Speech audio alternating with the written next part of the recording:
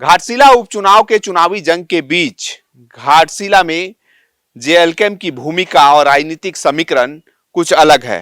जहां एक तरफ जेएमएम और बीजेपी आमने सामने है, वहीं अब यह देखना होगा कि जेएलकेम की एंट्री के बाद राजनीतिक समीकरण क्या कुछ अलग होता है। देखिए एक रिपोर्ट। घाटशिला उपचुनाव में अब त्रिकोणीय मुकाबला होता दिख रहा है। एक और जहां बीजेपी और जेएमएम के पारंपरिक मुकाबलों में इस बार जेएलकेम की एंट्री ने राजनीतिक गणित बदल दिया है। यह ऐसा माना जाता है कि पिछले विधानसभा चुनाव में भी आप देखेंगे कि जिस तरह से जेएलकेम की भूमिका रही, लेकिन एक ही सीट विधानसभा में हासिल कर पाए। लेकिन घाटशिला उपचुनाव में जेएलकेम की भूमिका कुछ अलग है।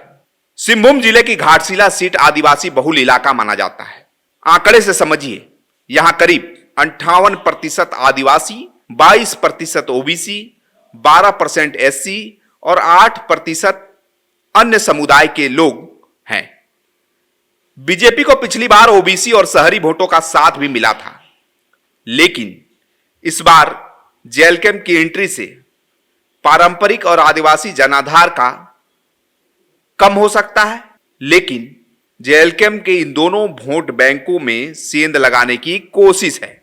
इसका नुकसान सीधे तौर पे देखा जाए तो बीजेपी को हो सकता है। लेकिन जेएलकेम का फोकस स्थानीय मुद्दों पर है। सभी राजनीतिक पार्टी अलग अलग मुद्दे हैं, लेकिन इस बार के चुनाव में क्या जनता ये तय करेगी कि अब की बार घाटशिला का चुनाव कौन जीतेगा। सवाल यह भी है कि स्थानीय मुद्दों को लेकर लड़ रहे चुनाव कुछ पार्टी जेएलकेम का फोकस जल जंगल जमीन की सुरक्षा, विस्थापन, रोजगार का सवाल है।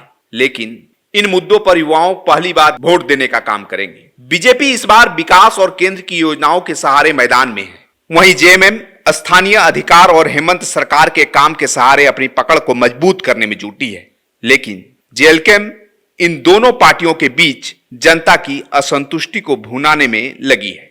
हालांकि राजनीतिक जानकार भी मानते हैं यदि जेएलकेम को 8 से 12% वोट भी मिल जाते हैं तो नतीजे का असर पड़ सकता है, क्योंकि घाटशिला में औसतन जीत का अंतर 5 से 7 हजार वोटों का ही रहता है।